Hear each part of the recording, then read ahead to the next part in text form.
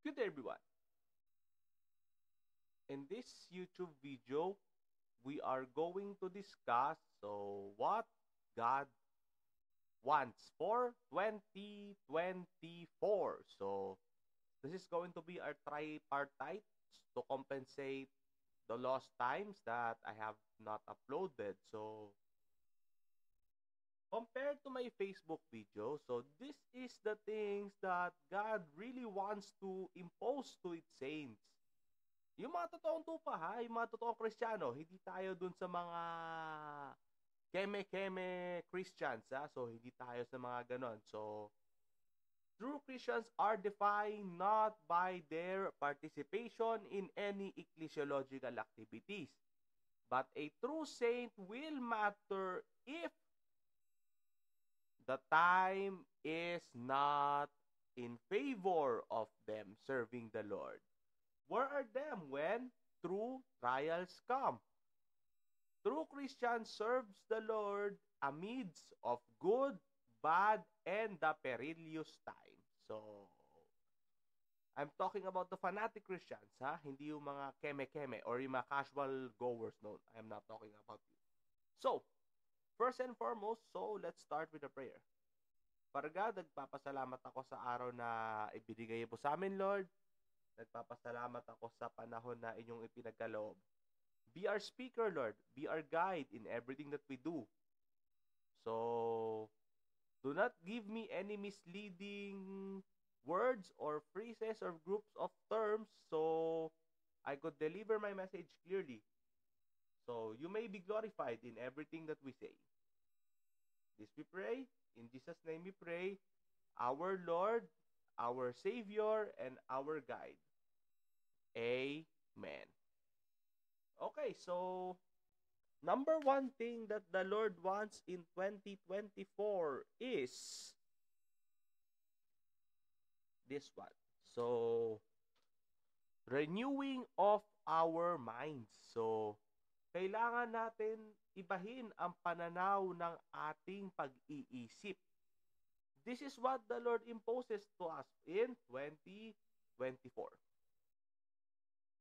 What does it mean that we must change the way we think? Not just Christianity, but in totality. Ano ba ang ibig sabihin ng Diyos na palitan natin ang pananaw? This is in inspiration of we must renew, we must change by the renewing of our mind. So, una sa lahat, kailangan natin ibahin ang ating pananaw sa ating sarili. Mga priorities natin, ano ba yung dapat mauuna? So, sa pagbabudget sa ating pera, so, saan ba dapat napupunta yung una dyan? So, yun na nga. Pangalawa, pati sa ating oras, sino ba yung number one sa ating orasan? So, sino ba yung mas maraming oras tayo? Actually, ang Diyos di naman humihingi ng mas maraming oras sa Kanya because a balanced time, yung holistic na pananaw sa oras is already glorifying Him. So, ang gusto kasi ng Diyos is a life of balance. Balance sa lahat. May oras sa pamilya, may oras sa libangan, may oras sa career, trabaho, may oras para sa sarili. Pero above all, kailangan nating unahin ang Diyos. So far, how is our evaluation na to ourselves pagdating sa ating pagbabalance ng ating oras? Which comes first upon waking up? Kasi sabi ni Lord, before you, actually hindi nga prayer ang una eh. To your surprise, hindi prayer. It is all about fixing your things. Fixing your mind first.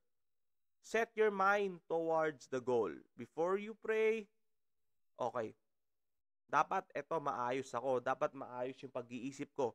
Dapat maayos yung aking mindset towards the day. So, Ayaw kasi ni Lord na magpe-pray ka tapos ang dami-dami mo namang iniisip. Ang dami-dami mo namang worries. Basta siguro pag magpe-pray ka, baka magpe-pray ka lang basta makapag-pray ka lang. It doesn't work. So, kaya nga sabi ni Lord sa akin, ayusin ang sarili. Ayusin ang mga gamit. Ayusin ang mga pansariling mga alalahanin.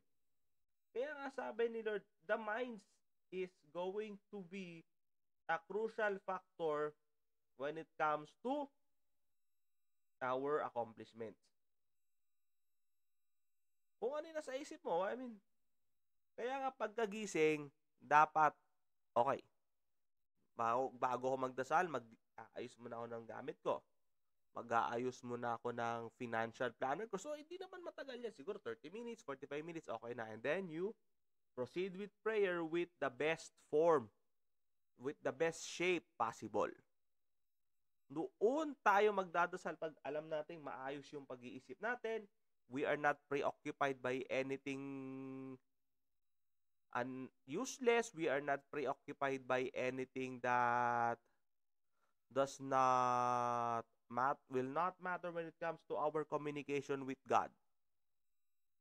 So, yung mga yun, nakaset aside na, nakahiwalay na siya. So, yung magmamatter na lang is ano ba ang mga dapat sabihin, ano ba yung mga dapat hindi sabihin sa panalangin. So, when our minds are properly aligned, there's a huge chance that our prayer is going to be efficient. And not just the prayer, but the rest of the day is going to be as efficient as well. So, God is the God of order. We have to remember that. So, actually, this is just one part. So, part 2 is how do we fix our minds towards others? How do we fix the macro system? How do we fix the meso? How do we fix the chrono? So, how do we fix those things? First, fix the mind. Pag maayos yung utak, that's it. Pag magulo ang utak, that's a no-no. Do you see what I am coming to? So, hindi pwedeng pagkagising dasal agad. Baka sabi ni Lord, baka inaantok ka pa pagka magdadasal ka. Kasi, baka makalimutan mo daw mag-pray. Paano kung nakatulog ka habang nagpe-pray? Kasi naantok ka pa nga eh. Tapos magpe-pray ka. Di sabi ni Lord, di kasalanan ko pa kung nakatulog ka. See? Those are the things. I mean, kaya nga sabi ni Lord, before you pray, prepare yourself to pray. Fix your things. Fix your mind. Kung pagkagising may problema, Lord, tulungan mo muna ako dito bago ako makapagdasal lang maayos. I mean, that's how simple it is. And then, ayun na nga, if you put the Lord first, everything shall be in good place. Renewing of our minds. Personal aspect. Ano ba yung kailangan nating maguhin sa ating pananaw? I mean, what comes to your mind? Ano ba ang mga newsfeed na nasa utak mo? Ano ba ang mga dapat alisin na? Kung hindi naman pala useful sa'yo, bakit andyan? So, that's some of the problems that the Lord has been asking me. If it is not really useful unto your personal growth, bakit? Bakit siya nandyan? So, yun na nga. So, kung may sakit, tapos panay Facebook, panay cellphone, edi mahirapan talaga tayo mag-recover. We need to rest if your body tells you. That is one of the renewing of your mind. If your body is saying, I'm tired, you better sleep. Paano kung sa hapon inaantok ako, you better take your nap. May mga exemption. So, paano kung nasa klase ako? Paano kung may work? I mean, yun na nga eh. Kasi pag inaantok ka sa class, talaga, it means there's something lacking. You did not had your rest very well. So, if you're lucky, if you don't have anything to do, you better nap. Kasi naman sa kung ano-ano yung gagawin, you just better nap. Wala namang mawawala. So, changing the way we think about 2024. Changing our perspectives towards 2024. We need, hindi positive thinking no. It's all about thinking wisely. Which are the things, kasi pag super positive naman, on the other hand, masama din kasi you are actually deviating the reality of life na merong hindi maganda, merong hindi talaga angkop. So, pag puro positive naman, parang magtataka ka naman, parang hindi naman yata balance. So, this is the first part. So, I'm more than happy to introduce to you the renewing of the mind. So, what are the other things that comes to mind when it comes to personal struggles? Ito na. How to face breakdowns, how to face failures towards life. How do we look at it? So, positive theology na everything is meliorism, na everything is going to be better for good. Romans 8:28. Yun nga, masakit nga eh. Hindi ko masagi yun. Hindi ko naman maarok yung ganung pag-iisip. Dami nangyari sa akin eh. Yun nga sabi ng Lord. So, hindi positive. Dun sa mga magsasabi naman, there's a better hindi sabi ni Lord eh. Hindi ganun ang pananalita dyan pagka maraming pinagdadaanan. You have to listen as a lot. Kasi these people need someone that will listen, that will understand them. True listening. Hindi lang reading comprehension ang problema sa Pilipinas. It's all about listening as well. The effect of listening. Effective listening as well. So, changing the way we think. So, when to speak, when to listen. When to see and when to just leave. When to build relationships and when to burn the bridge. When to rebuild and when to deviate. These are a lot of things that comes to mind when it comes to renewing of our minds. We also must renew the way we think about our families. If they do wrong about you, sabi ni Lord, sige, mag-isip-isip ka muna kasi at the end of the day, obligation mo pa rin sila. Kung yung magulang, kung yung mga older people, they abuse what they have, what you have, do not worry. I will not spare them in heaven. Yung mga magulang na inaabuso ang mga anak, yung mga magulang na may mga magulang naman talaga na wala naman magawa na talaga, so asa na lang. So, yun yung mga taong exemption dito. Pero, kung yung magulang may pera naman, may pinagkakakitaan naman, tapos gagamitin lang yung anak for their own disposal, sabi nila, nauuso yun eh.